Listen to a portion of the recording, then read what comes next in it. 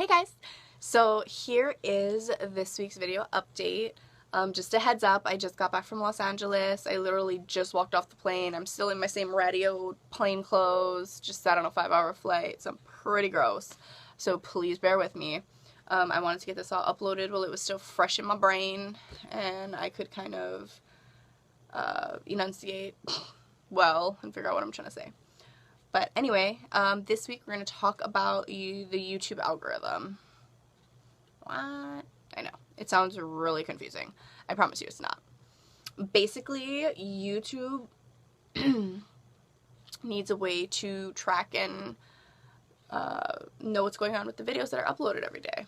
Because there is a lot. For those of you who don't know or aren't familiar with this YouTubular thing, which I'm assuming everybody is because you're all watching me on it right now, you would know that YouTube gets tons and tons and tons and tons of uploads per day.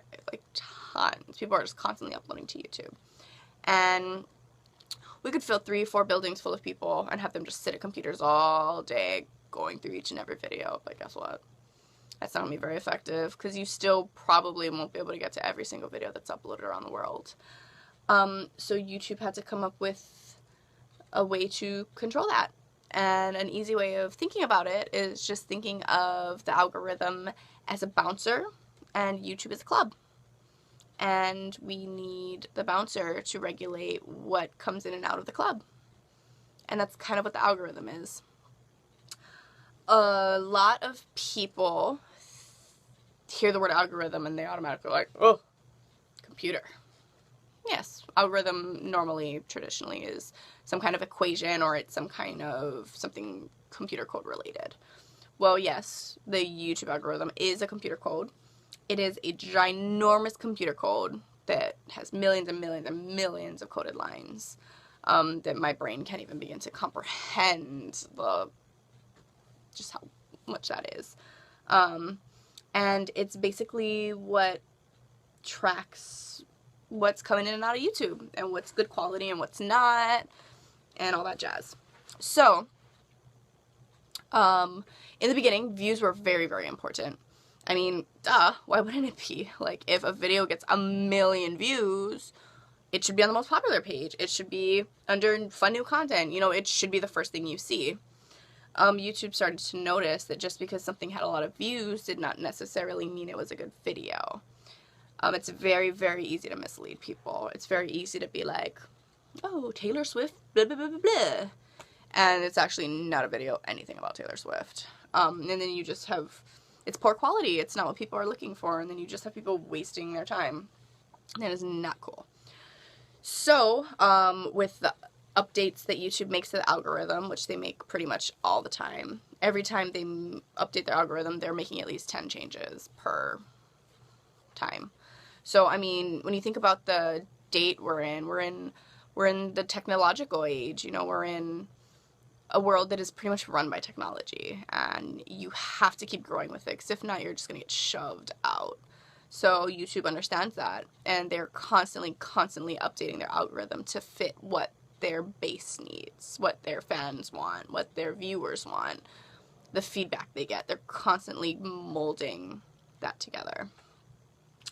And now they've changed it so that basically they're using viewer retention instead of the amount of views. Because you upload a video that's like Taylor Swift and Harry Styles fight in the middle of Hollywood Boulevard.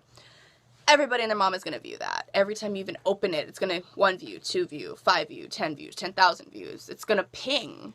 But what you don't take into consideration is the people that automatically exit out when they realize it's not what they're looking for.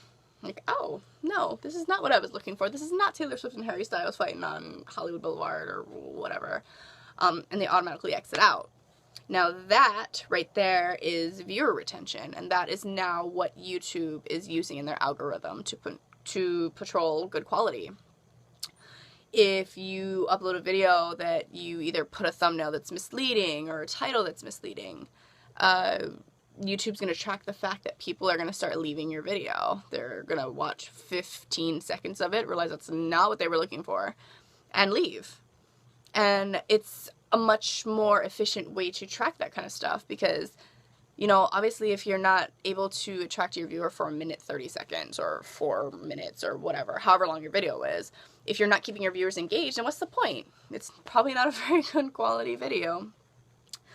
So that's actually a really brilliant way to track that, is the viewer retention, seeing how long people are actually sitting in a video. If 25, 35, 45,000 people viewed your video but decided that's not what they wanted and left, then obviously there's something wrong with your video, or you're falsely advertising it. And that's the kind of stuff that YouTube is trying to prevent. So anyway, that's just kind of a little tidbit on the YouTube algorithm. I know at first it sounds really, really complicated, but it's actually really good, and it actually helps.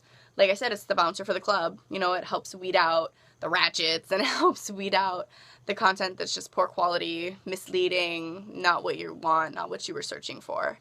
And it just helps push the good quality videos, the stuff that people are watching, the stuff that people are staying and watching the full video. They're watching the 1 minute, they're watching the 5 minute. And that's the stuff people want to see.